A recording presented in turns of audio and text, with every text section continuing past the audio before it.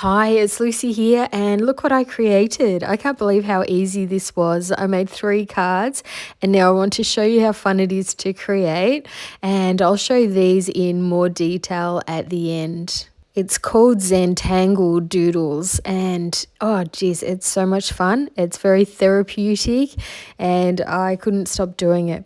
But now I can't draw for the life of me. Here's a dog I just drew, and it's by far the best dog I've ever drawn, to be honest. So I wanted to show you don't need to be an artist to create these backgrounds. But I do have some colouring experience. I coloured this sweet image with the same markers. I'll be using this sketchbook today. It has smooth papers and a plastic insert that protects the rest of the papers underneath so the inks don't bleed through, which I think is a fantastic idea. So let's get started, and this is going to be fun. I have a metal die here that's the same size as my card front, so I'll roughly trace around it so I know my drawing will fit my card.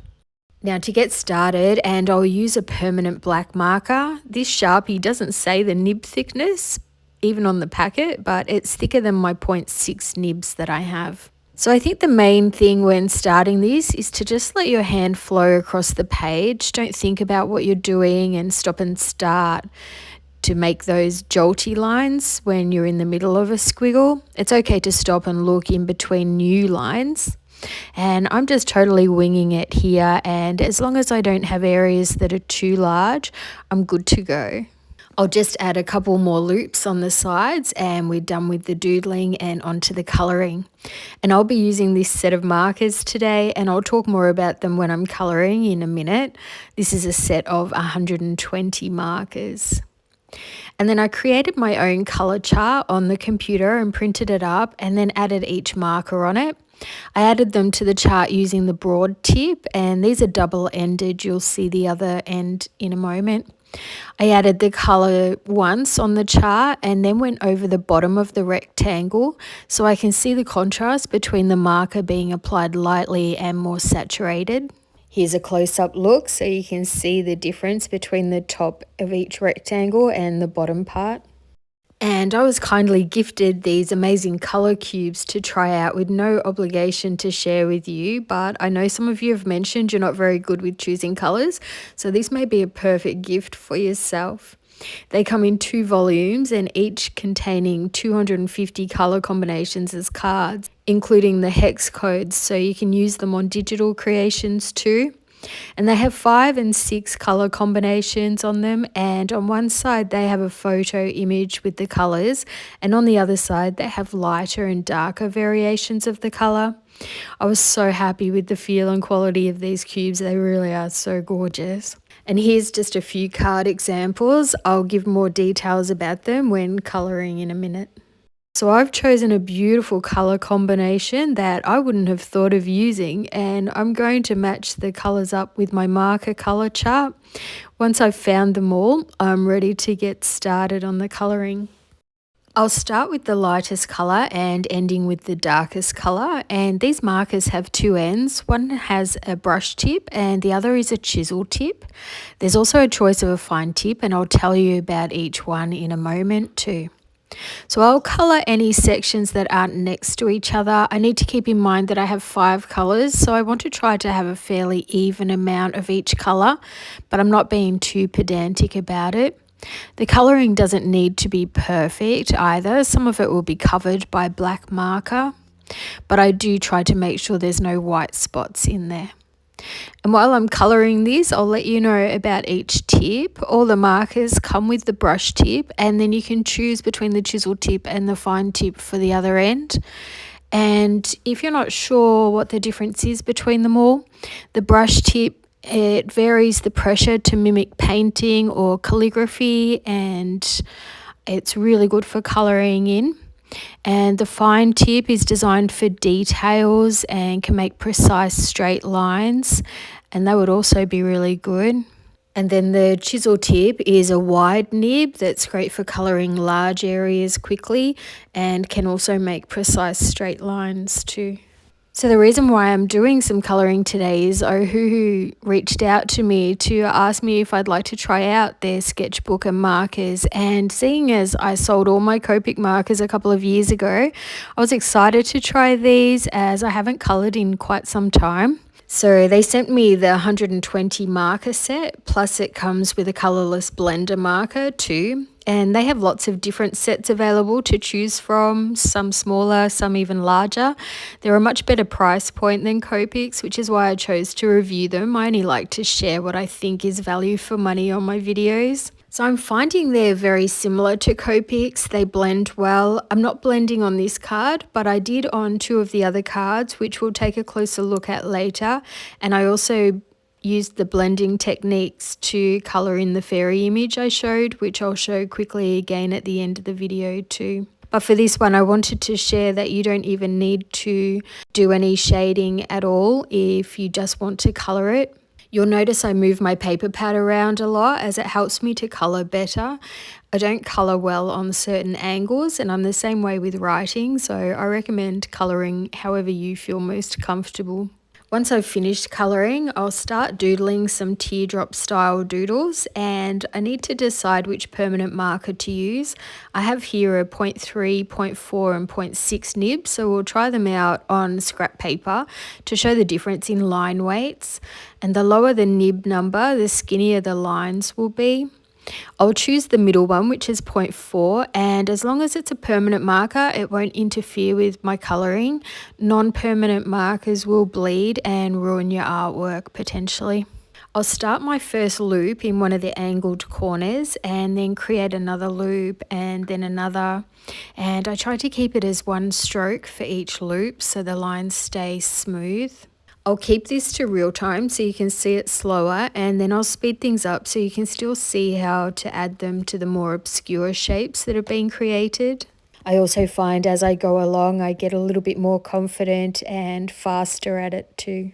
I'll move my pad around again to help me create smoother lines. It doesn't matter if the lines aren't perfect, as we can fix them up at the end though. I'll make sure the whole section is covered with the loops, and then when I get to the next section, I'm going to start in the same angled corner as the other one so I can make a pattern. I didn't do this with the other designs, but I thought I'd try it out. But I also only used 2, 3 and 4 colours for the other designs, and this one is 5 colours.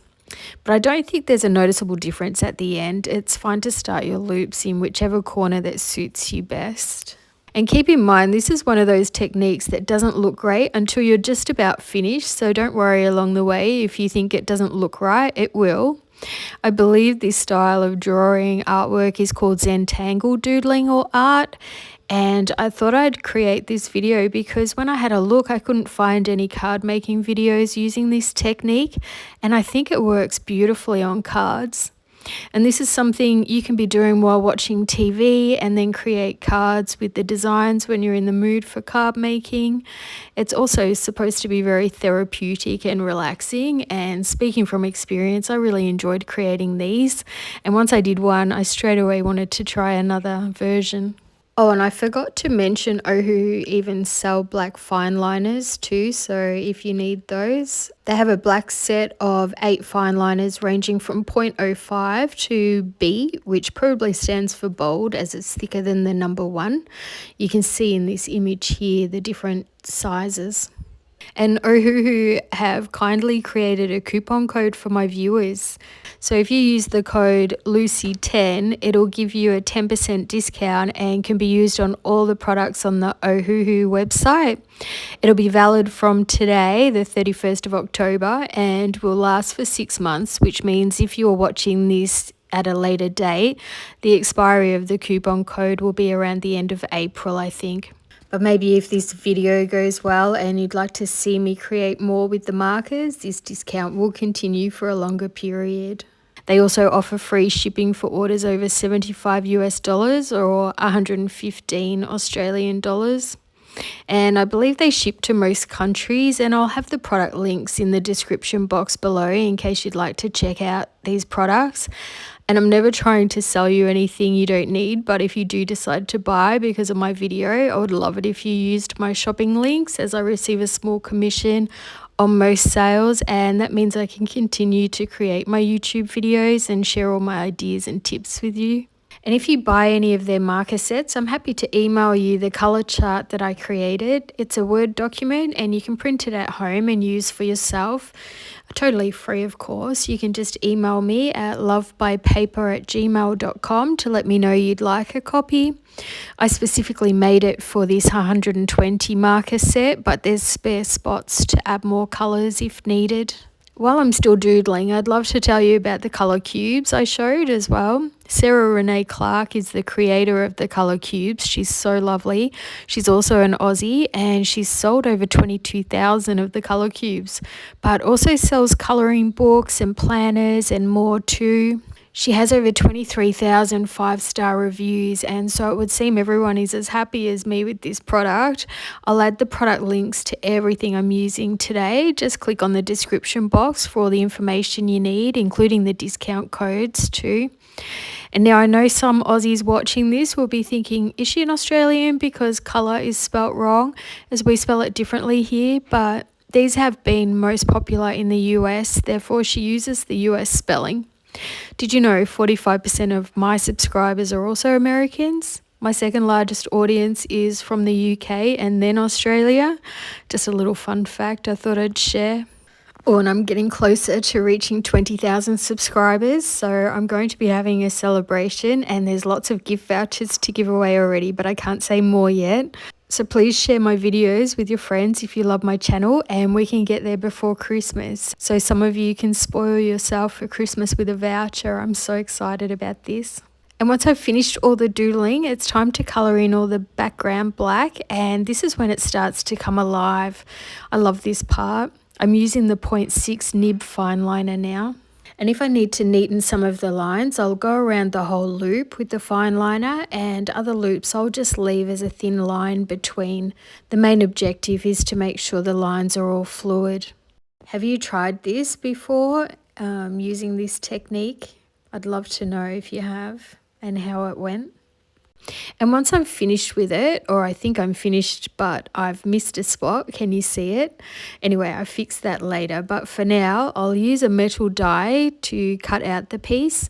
And if you don't have a die cutting machine, you can always cut it down to size using a trimmer or a knife and ruler. And it doesn't matter if you don't have the same size card as me, you can just cut it down to the same size as your card. Now I need to add a sentiment, and I'll need it to be fairly bold for it to stand out on such a busy background. And this is my go-to sentiment die, but if you like stamping or heat embossing or digitally printed sentiments, use what suits you best. I'm going to double layer the black shadow and the pink sentiment so it sits a bit higher on the card, and this helps it to stand out, but it also makes it look more appealing too, not just paper on the card. I'll add an acrylic block to the sentiments, and this helps the glue and sentiment to adhere well and flat, and this doesn't take long. I was experimenting with my sparkle brush to see if I could add sparkle to the light pink, but it meddled with my black lines. So I was happy I tried it where I can hide it with the sentiment, but lesson learned, experiment on scrap paper first, not on your actual artwork. So I'll make sure to cover the blemish, then I'll add glue to the sentiment and blot any excess glue onto scrap paper before adding it to the shadow. And just like that, this card is finished. It doesn't need much else as the background is so full on. And I love how it looks like the sentiment was part of the pattern because of the black shadow. But can you see where I've missed a spot? I realise about now and fix it in a moment. Now let's take a closer look at the other cards, plus I have a new doodle I want to share too. I used 4 colours on this card, and I also did some shading on the loops, and I'd love to share my tips on this if you're interested in a similar video, so let me know. I added highlights with a white gel pen, and they aren't perfect, but practice makes perfect, so I will continue to use this technique. I used just 3 shades of teal for this card. I went from lightest colour in the middle to darkest on the outer edges for a different effect. And I love to trial variations, as you probably know if you watch my videos regularly. I added a vellum circle and white sentiment with a black layer underneath. I cut the piece slightly smaller than my card so I could add a black border for extra drama. And I also added 3 white Nuvo drops on the ends of the loops for highlights this time. I created this card for my hubby's birthday tomorrow. I used gold and silver markers for a dramatic look and added a gold border and sentiment. I hope he likes it and I hope you like it too. And then of course the card I just made, and if we see it next to the color combination sheet, it looks so similar and I never would have picked the colors, so I'm so happy I have these color cubes to help me find new color combos. And here's the new doodling I did. I think this will turn out great as I have new ideas with it and I'm thinking of using this color combination. What do you think? Would you like me to create something like this on video? I know this is new to my channel, but it was so much fun. I wouldn't mind continuing to do the occasional video using the Zentangle doodles technique. Or would you like to see me color blend images like this fairy image? I like to create what you'd like to see, so I'd love your feedback and comments. I wrote down the marker colors I used, so if you buy these markers and want the color combinations that I used on the other cards, I can let you know those numbers too. I'd much appreciate you giving this video a thumbs up if you enjoyed it, and as I mentioned, I'll have all the product links and discount codes and information in this video's description too. Did you have a favorite card today? Will you be trying this technique or have you tried it before? I love reading all the comments. I hope you're subscribed to my channel as I continue to share card making ideas using all sorts of different items and products. I've even used cereal boxes on my cards. Did you see that video? Anyway, thank you so much for watching, especially if you watched all the way through. I hope it's given you some ideas. Click on this video thumbnail if you need more inspiration or ideas. And I hope you have a wonderful day. Happy Halloween if you're celebrating this holiday, and happy crafting. Bye for now.